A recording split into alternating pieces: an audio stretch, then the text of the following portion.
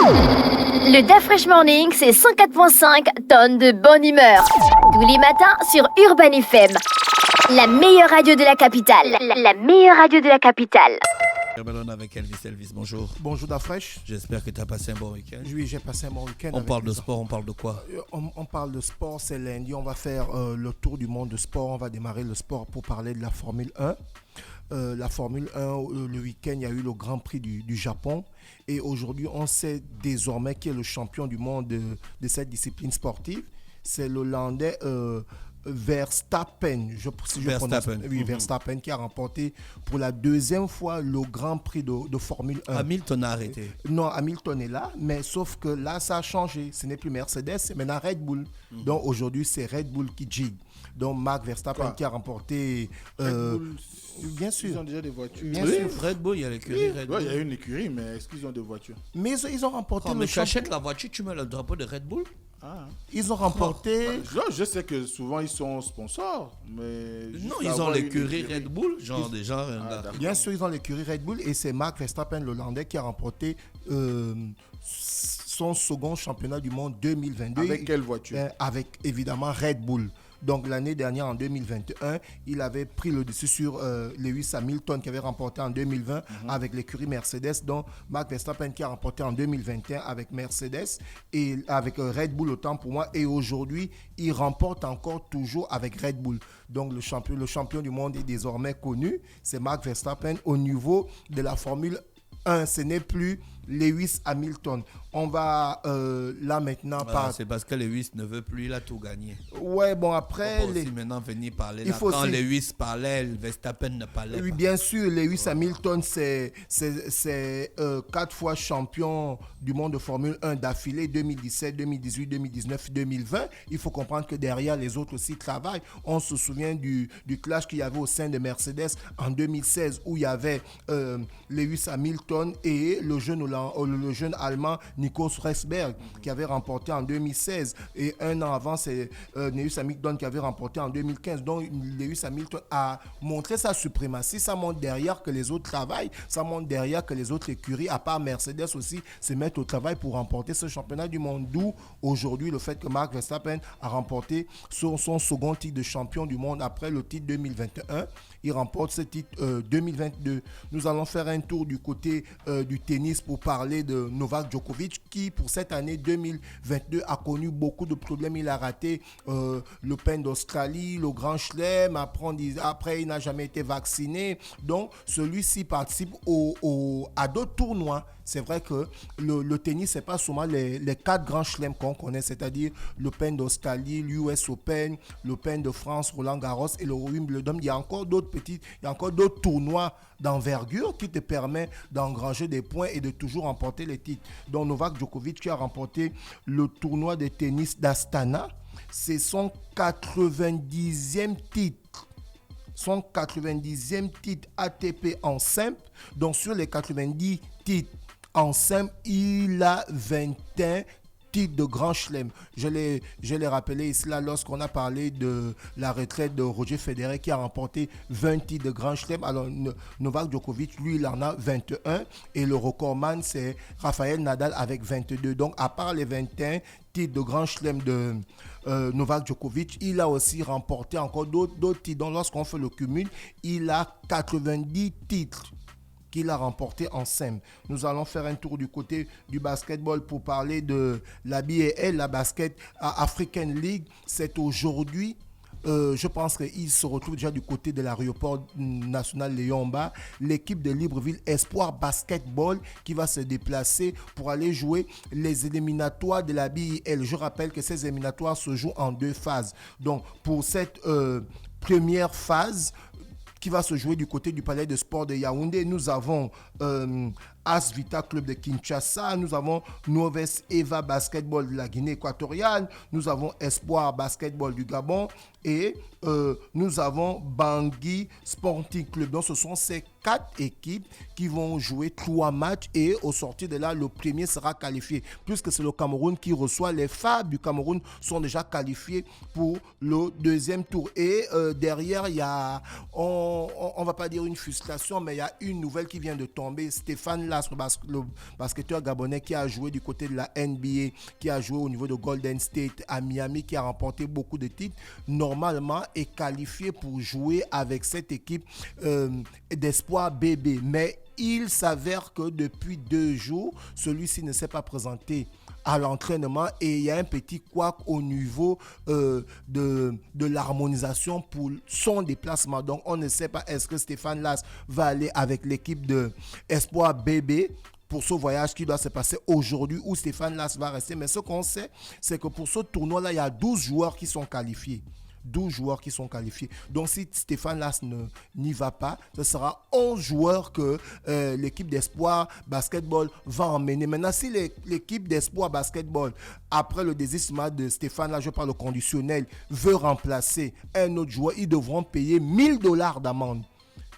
Donc, vous essayez un peu de voir ce que ça peut créer parce que Stéphane Lass, qui est un grand basketteur, qui a fait les beaux jours des Panthères du Gabon, des Anges ABC, de Capo Basketball. On se souvient en 2002, lorsque les éliminatoires de la Coupe d'Afrique des Ligues des Champions ici, avec le grand Capo, où Capo était vice-champion d'Afrique centrale derrière le Primoro d'Agosso. Donc, c'est Lass, en fait, qui a ramené le basketball gabonais à un niveau où, lorsqu'on voit aujourd'hui les Chris Silver arriver, c'est parce que Stéphane Lass a planté le décor du côté de la NBA et la côté de l'Europe. On espère vivement qu'avec les dirigeants d'Espoir Basketball, ils vont rapidement s'entendre pour que celui-ci puisse aller participer aux éliminatoires de la BIL qui va se jouer du côté de Yaoundé au Cameroun au Palais des Sports. Nous allons maintenant faire un tour du foot pour parler du monstrueux Cristiano Ronaldo qui a marqué son 700e but en club.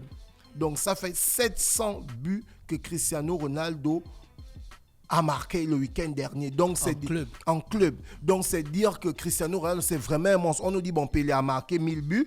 Je ne sais pas si Dafresh avait vu les 1000 buts là. On avait une lecture au C2 ou au C1, le 1000e but du roi Pelé. C'était dans le livre de lecture. Donc tu vas me dire qu'ils nous ont entubés.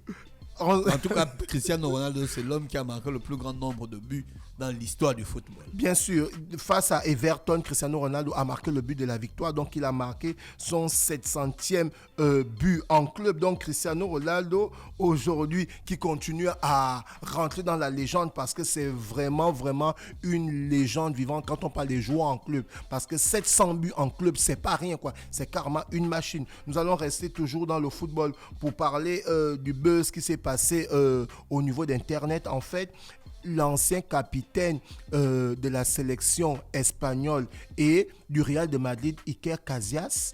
René Ruth a parlé de ça le matin. En fait, René Ruth, qu'est-ce qui s'est passé?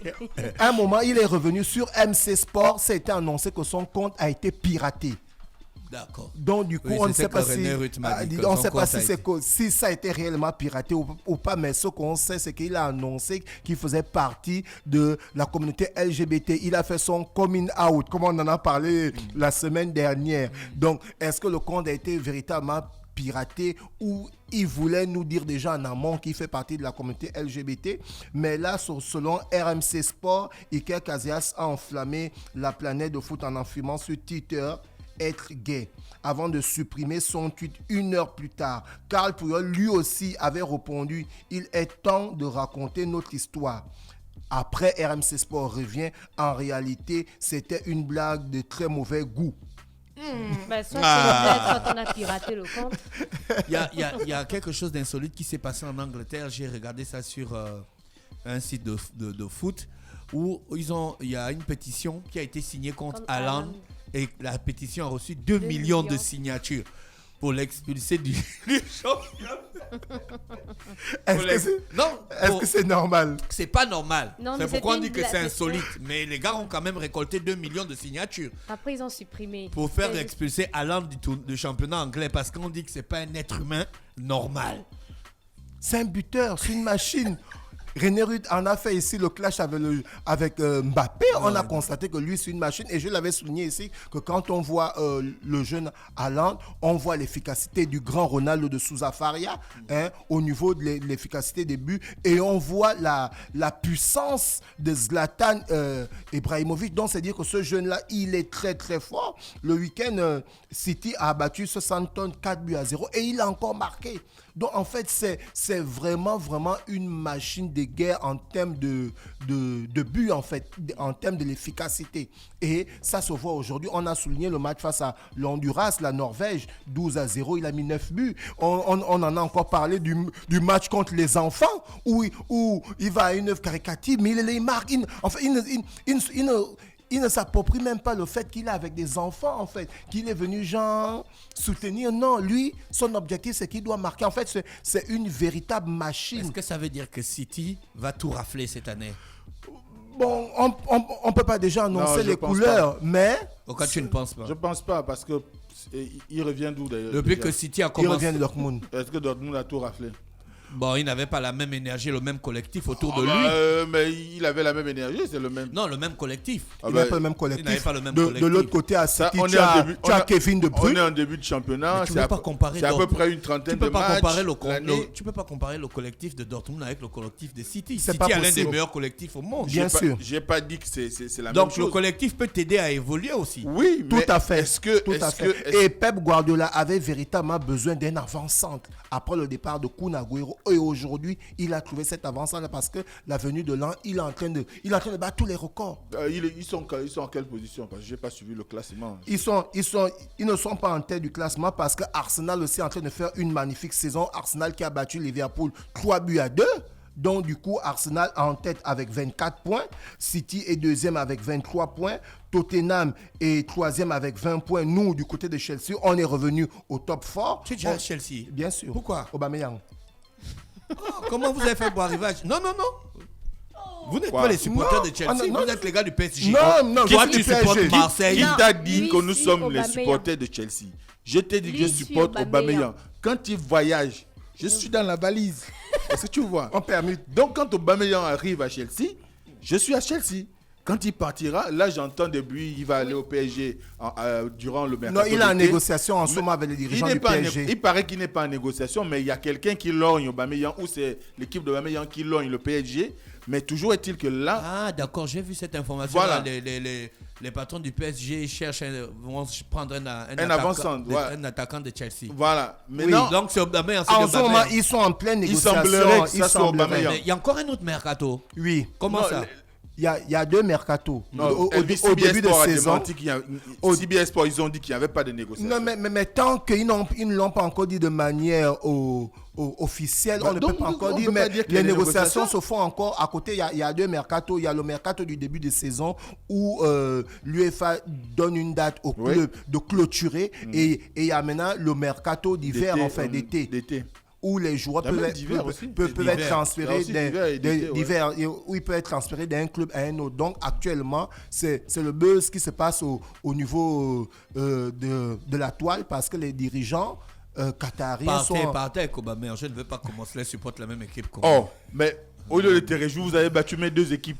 Marseille et le Milan AC. Mais Chelsea bat Marseille. Chelsea bat le Milan. Non, pas tout le temps quand même. Chelsea, c'est l'une des plus grandes équipes du monde. Et tu penses que Marseille est quoi? Marseille, c'est le pas le même Milan, non, le grand Milan. Chelsea, c'est le plus grand club de Londres. Là, il n'y a rien à faire. Mais c'est aussi un des meilleurs clubs au monde. Bien sûr. Ils ont deux champions. Deux champions. Une coupe de l'UEFA. Le Milan, c'est en a combien? 7. C'est vrai. Mais Marseille a une seule. Avec un grand scandale. Vous n'êtes qu'un. Avec un grand scandale. Tu penses que tout le monde gagne à la régulière à Chelsea? Donc, oui, on gagne à la régulière. Pour rester en première ligue, on va sortir quelques résultats. Newcastle qui a battu Brighton 5 buts à 1. Bournemouth qui s'est imposé face à Leicester 2 buts à 1. City qui a écrasé Southampton 4 buts à 0. Chelsea qui revient à la 4e place qui a battu Wolverhampton 3 buts à 0. Et Arsenal qui a créé la surprise en battant Liverpool 3 buts à 2. Donc, c'est-à-dire qu'aujourd'hui, les joueurs d'Arsenal veulent vraiment aller retrouver la Ligue des Champions. Parce que lorsqu'on voit les performances qu'ils alignent ce début de saison, c'est dire qu'aujourd'hui, on espère que Arsenal va maintenir ce cap. Pourquoi pas se retrouver à la 4e place. Aubameyang a marqué ce week-end. Non, Aubameyang n'a pas marqué ce week-end. Mais pourtant, Aubameyang connaît bien le championnat anglais. Bien sûr, mais... Il a joué à Arsenal. Bien sûr, mais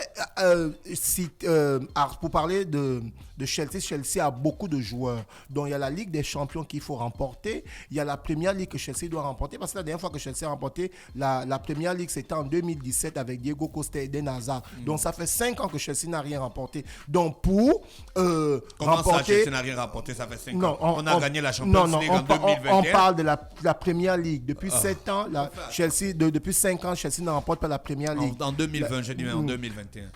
La dernière fois que Chelsea a remporté la Première Ligue, c'était en 2017.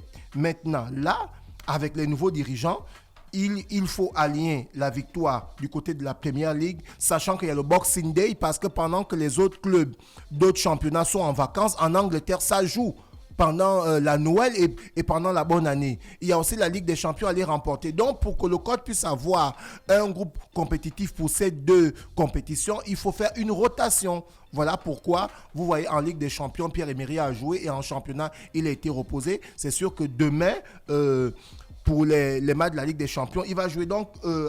Manchester qui s'est imposé face à Everton 2-1, comme je l'ai souligné, Cristiano Ronaldo qui a marqué son 700e but, merci René Ruth.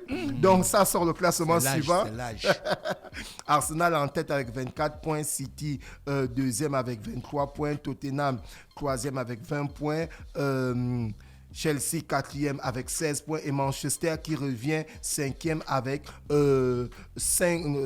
15 points. On va parler de Lyon.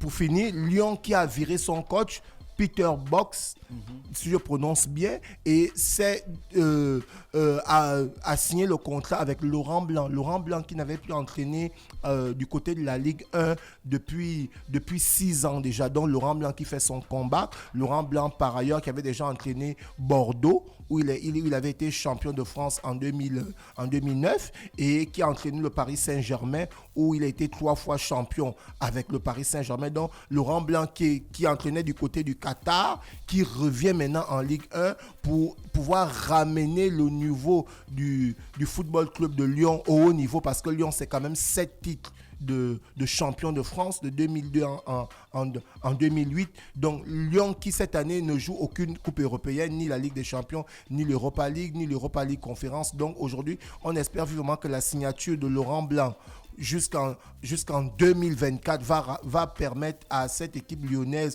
de retrouver le niveau, parce que derrière il y a des internationaux tels que Lacazette, tels que Dembélé. C'est un très très bon collectif. Donc on espère que Lyon va retrouver le niveau. Merci Elvis avec nous ce matin sur les 104.5 Urban FM, la station urbaine. On parlait de sport. Le DAF Fresh Morning, c'est 104.5 tonnes de bonne humeur. Tous les matins sur Urban FM. La meilleure radio de la capitale. La meilleure radio de la capitale.